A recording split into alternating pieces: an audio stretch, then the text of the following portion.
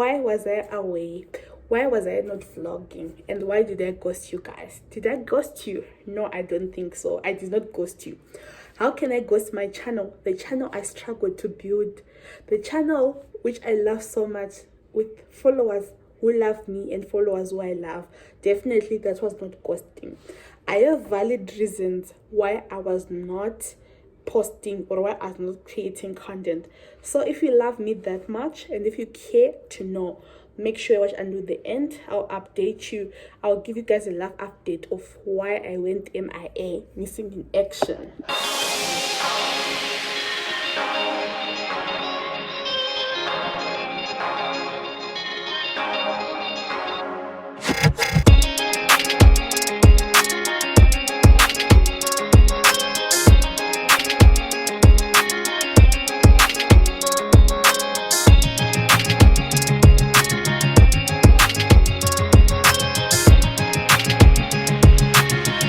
Hi guys, welcome back to my channel. It's your girl Tarira. If it's the first time here, hello and welcome.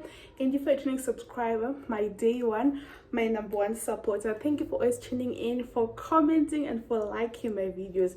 If you have not subscribed, what are you waiting for? Please click the subscribe button. Don't forget to comment and like my videos. It's been a minute. I haven't posted in like 3 weeks, if I'm not mistaken, and I haven't vlogged in a month. The last time I vlogged was in July when I went to school in Cape Town, and then I think the last vlog was fly with me back to Johannesburg from Cape Town, and from there I did not appear on your screens. I was not shooting any content, so that's why I'm here. I feel like I owe you guys a live update. I owe you. Where was I? I'm sure you were looking for me and you were not seeing me because I'm a regular poster. I can call myself a consistent content creator. I try. So I think if you check on this channel some few vlogs back, I vlogged and I was sharing with you guys something personal, that I was caught with high blood pressure. It was very high and I was diagnosed to be hypertensive. So that's a very serious condition, but we don't take it serious as Africans, or let me say Zimbabweans, because I'm a Zimbabwean and I know most of my fellow Zimbabweans. We don't value our health. Why? Number one, because in Zimbabwe health, like the healthcare sector is not that great, as well as we don't have free access to healthcare like other countries. For example, I currently live in South Africa. Here in South Africa, government facilities, be it your government hospitals or your government clinics, they are easily accessible to everyone for free. So the South African government, it values the health of its citizens, which is what I wish for Zimbabwe to also do the same. Like in South Africa, things like basic education, a primary school kid and a secondary school kid, they don't have to pay school fees if they're a government school. They go to school for free, which is like they are just making sure that everyone has access to education, which is a basic human right. But in Zimbabwe, little things like a grade 0, grade R, people, they have to pay for school fees. So at the end of the day, not everyone can afford school fees. Then we end up having kids who cannot go to school. Anyways, I'm just, just talking. So now on the healthcare sector, like I said, in Zimbabwe, we don't have free healthcare services. So because of that, a person, for them to value their health, it has to cost them money. So before someone thinks about going to the hospital to see a doctor, or going to the clinic for a checkup, they'll start thinking, do I even have money for a consultation? And that's a problem, because at the end of the day, you might ignore yourself, your health, while at least there's something serious. So let me take you back to my story, what really happened to me. So I've been under pressure a lot, balancing my life, starting with my education system, balancing my study, like my studies, right, and work, and my personal life. It's been hectic. As you all know, or those who know, we have been here for a while. Last year I registered for a PhD, And guys, PhD is hectic. It's not easy. I think that's why not everyone can do a PhD. That road is not easy.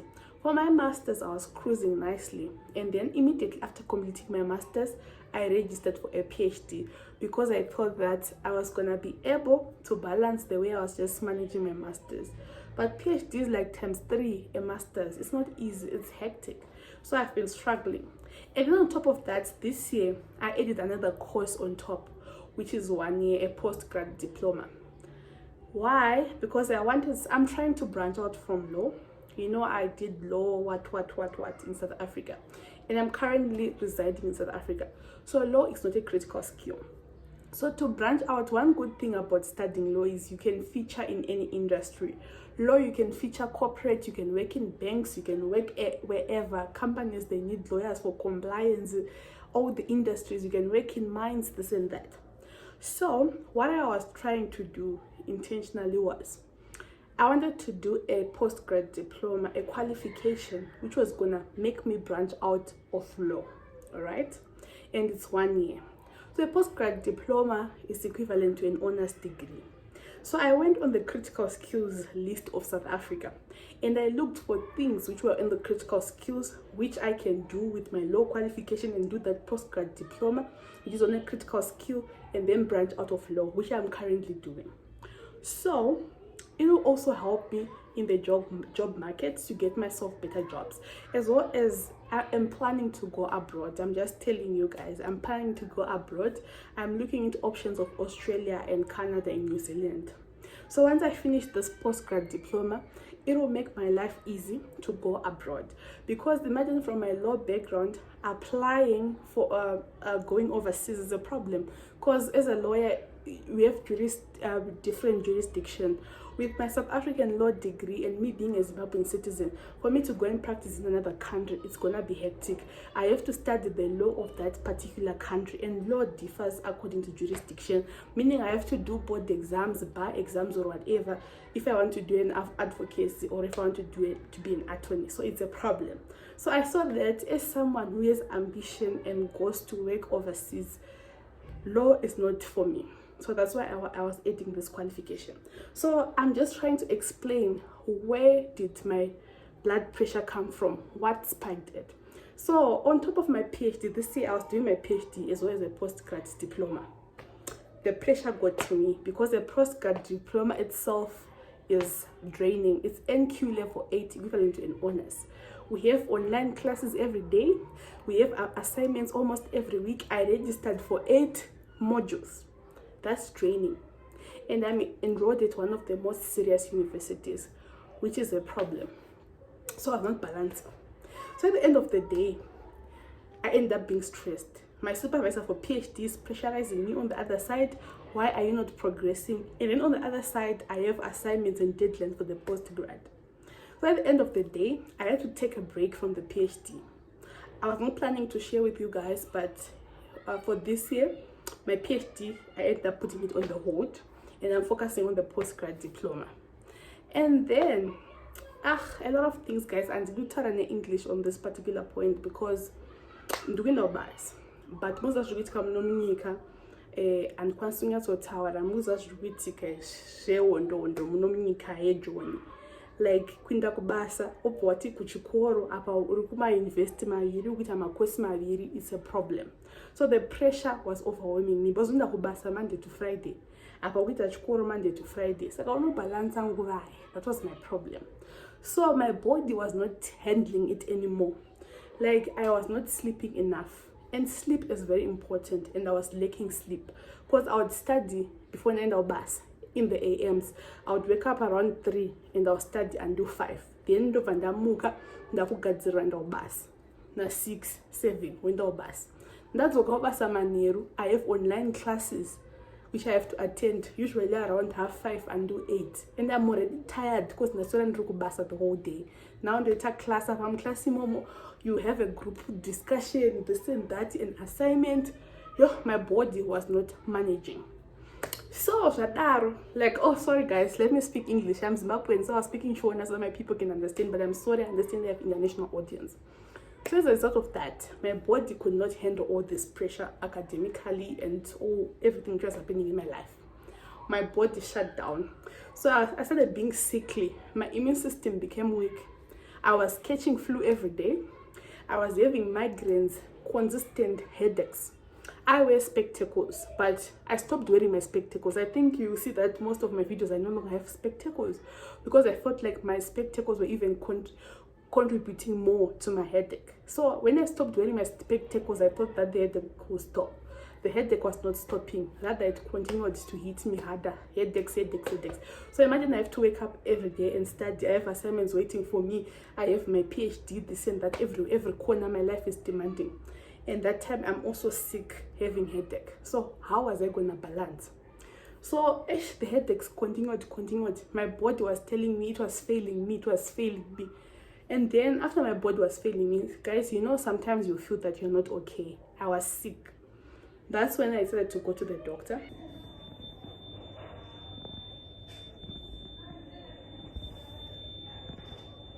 And also I had a serious flu.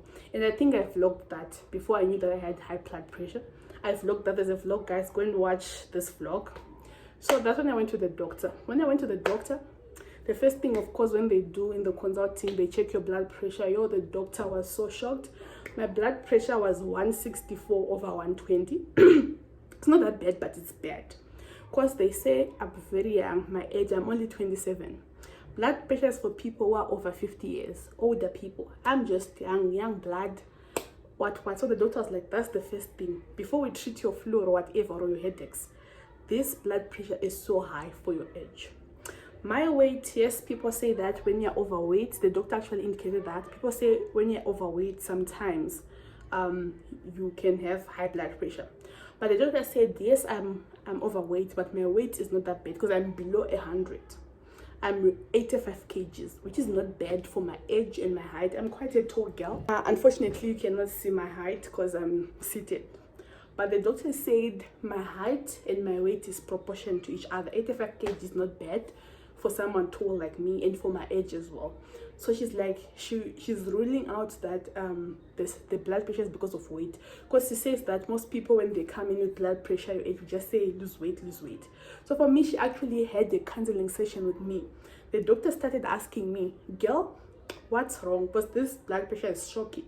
Because they say normal blood pressure should range around 130, the top number, and the lower number must range between 90 to 100. This must not exceed 100. So my bottom number was exceeding 100. It was 120. And then the top number, they say at least plus or minus 130. Mine was 164. It has exceeded. Both the upper and lower number had exceeded. So my doctor panicked. And then she started explaining to me what is blood pressure. And then she tried having a counseling session with me, like asking what is it that is possibly might be stressing you. So I did not know that I was stressed. So guys, sometimes you might not know that you're going through something. I did not know that I was depressed. I did not know that I had stress. So when she started asking me, what is your routine like what's happening in your life? So when I opened up, I'm doing a PhD, I'm doing a postgrad diploma, and bas 3. Then she's like, no girl, that's room for disaster. On top of that, you're doing a PhD in law, and law itself is challenging. You guys, she asked me, how often do you sleep? Then I'm like, I sleep. But then she asked, how many hours per day do you sleep? Then I told her my schedule. She's like, you must sleep at least 7 hours a day. So me, I like sleep. Then she's like, no, that's another thing. You need to have enough sleep, blah, blah, blah. So we had a counseling session, when she tried to calm me down to figure out how we can reduce this BP. And then, like I showed you on that vlog, I also went for blood tests, this and that,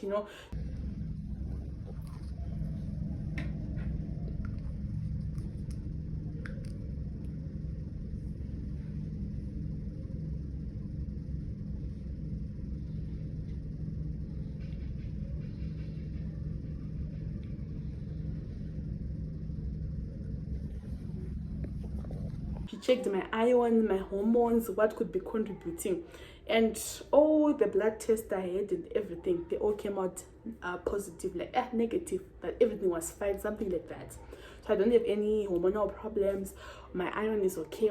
She checked everything medically which might contribute to having a high blood pressure, so everything was fine. Then after that, I did not vlog those parts, guys. That's when I was offline. I was fixing my health. So the doctor ended up telling me that since the blood test came out everything okay, it means that you are stressed, so you need to calm down. So that's what happened. I reached out to my supervisors, and I told my supervisor that I'm sick. My doctor actually wrote a letter for me. Now I'm solely focusing on the postgrad diploma because it's 1 year. So already I finished my first semester and I passed all my modules. I did four modules first semester, and then second semester I'm doing 4 modules. I think if you saw the vlog when I was going to Cape Town to school, blah blah blah blah, we're going to start second semester. So already I'm in second semester. I'm left with 4 modules, and I'm hoping that I'll pass those 4 modules, and then hopefully if everything goes well, I'm gonna graduate in March next year, this coming year, 2027 March. That's when my graduation is. So on that graduation, that's when I'm gonna tell you guys which university am I enrolled in, and what exactly, which postgrad diploma was I doing, this and that. Because like I always say, sometimes personal things I don't like to really open up, because it gives room to attack, it gives room to those who want to do whatever, you know. Sometimes only announce when you've arrived. So the main reason why I ended up sharing with you guys that I'm doing a postgrad diploma is because it affected my health. I ended up having a breakdown. Anyways, enough about that. Let me go back to the blood pressure. So the doctor, initially when I went for the first visit, she gave me medication for 30 days for blood pressure, and she said you're too young to have blood pressure pills, but because it's too high, I want to give you something which can make your blood pressure go low. Because if I don't give you anything right now, if I don't treat you, if I don't give you any pills, if you ignore it, you're gonna die. That's what she told me. And she explained to me how blood pressure works. It's like the way your heart is pumping blood, it's under too much pressure, blah blah, so that your body is not functioning well because of this high blood pressure. Anyways, don't want to talk much, but you can just Google what does blood pressure do. It's a problem. So that's when you see. Okay, then she also said a lot of people, they have blood pressure, but they don't know it because they don't get checked, they don't get tested, and it's a problem. That's when you see someone who just hear that someone just passed away suddenly, and the person was from the outside. When you have high blood pressure, you'll be looking normal, you'll be looking okay, you don't show any symptoms really. But when it's extra, that's when you saw symptoms, like you get sick, you know, my headaches, blah blah. That was a symptom of blood pressure. I was having constant headaches, and then you know, you can start sweating a lot. They said that, but not everyone has symptoms. What am I trying to say? I'm just trying to say, guys, please go and get checked. It's not everyone who shows symptoms when they have blood pressure. Here and there regularly, just go and get checked. Pharmacists, they have those machines for blood pressure. Just go and get checked, you know. Just know where you stand. Constantly monitor your blood pressure. Why? Because the problem of blood pressure is one day is one day. That's what the doctor told me. One day is one day.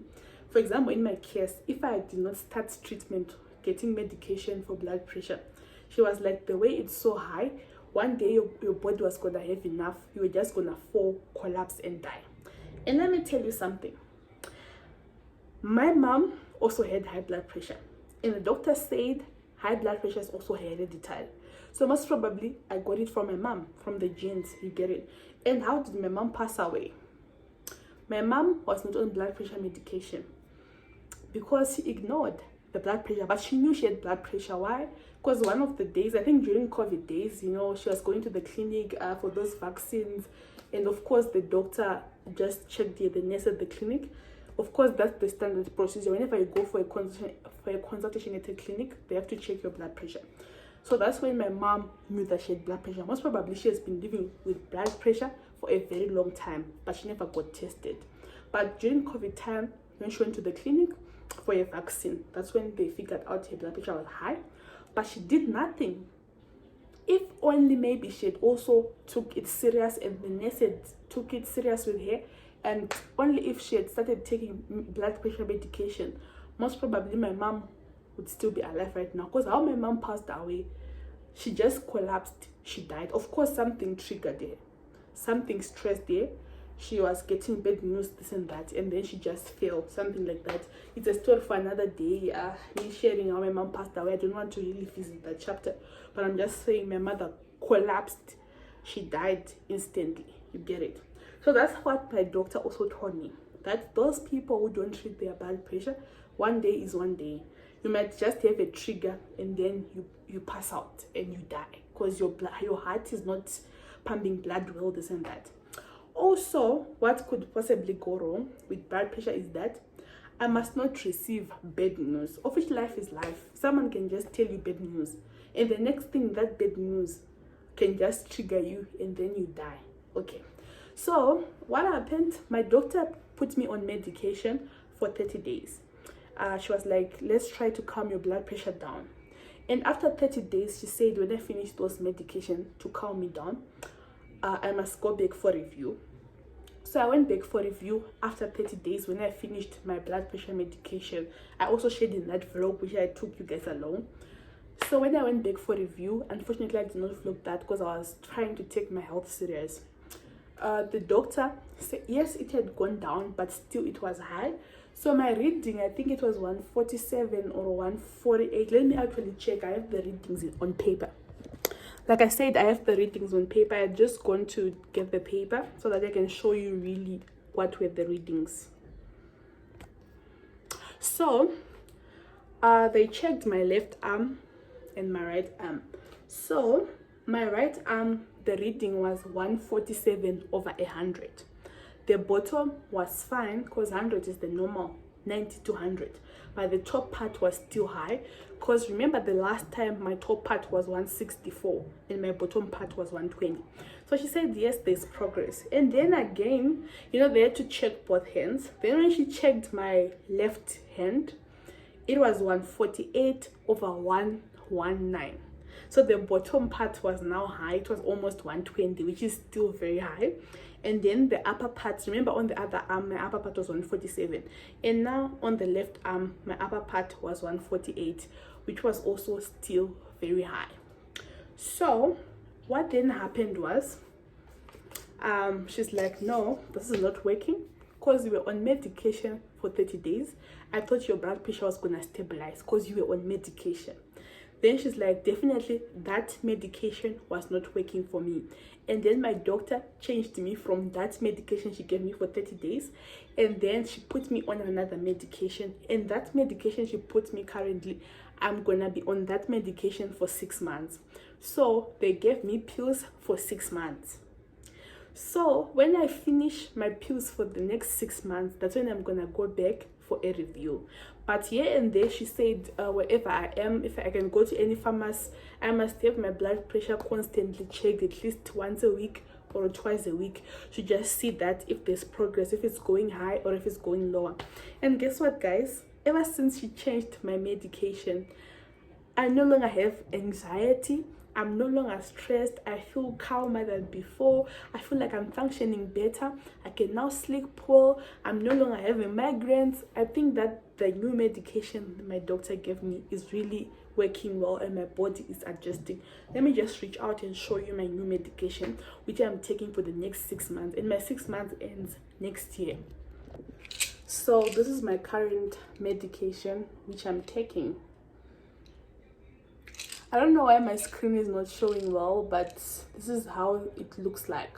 It's called Adcoretic, something like that. But this is for blood pressure, and you see it's a big bottle. So this is 6 months supply.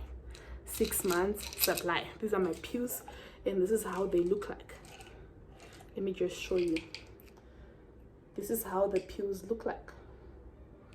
It's like one tiny diamond pill. I'm sure blood pressure people can relate. This is my medication for the next 6 months. Anyways, guys, so like I was saying, let me sit down properly.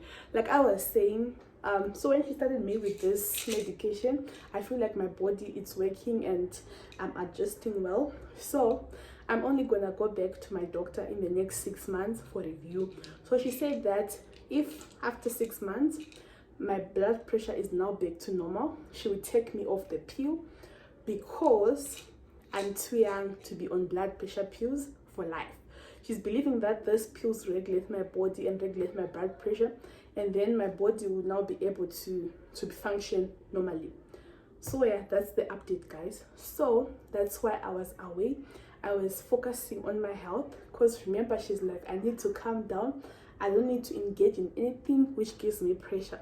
So content creation is a bit stressful. You start worrying, I'm creating content, I have to edit, I have to post, and then on top of that, after posting, you don't get enough views, and then you start worrying, and then you start stressing. So that's why I was not posting. I actually deleted YouTube. I deleted YouTube Studio. I was not even checking my analytics, how many subscribers have I gained, how many views is my channel getting, but that thing causes anxiety. I was focusing on my mental health. I wanted to be well, and I think now I am strong, I am fit, I am well. So honest to truth, I haven't gone to check my blood pressure for now. Like, I haven't gone to any pharmacy to just check, is my blood pressure really lowering? But trust me, feeling from how my body is functioning and how I'm feeling, I'm no longer anxious, I'm just relaxed, I'm feeling calm. I believe that this medication is really working for me. So I think since I'm back in this content creation thing, so maybe one of the days when I go for a checkup at a pharmacy just to check how my blood pressure is, I'll definitely take you guys along. I'm also thinking of purchasing or buying myself that blood pressure tester. The machine, it's not that bad. I saw it on Takealot, it's around 200 and something. I also saw it in Clicks. So I can also buy myself a machine so that I can test myself anytime. Anyways guys, that's the life update I had for you. I am back. So I think my reason for being away is justified. And as my online family, I believe that you deserve to know this. Anyways, goodbye for now. See you in the next content. Love you. Clock it. Signing out. It's your girl Tadro. Don't forget to subscribe. Don't forget to comment. It means a lot to me. Bye. Clock it.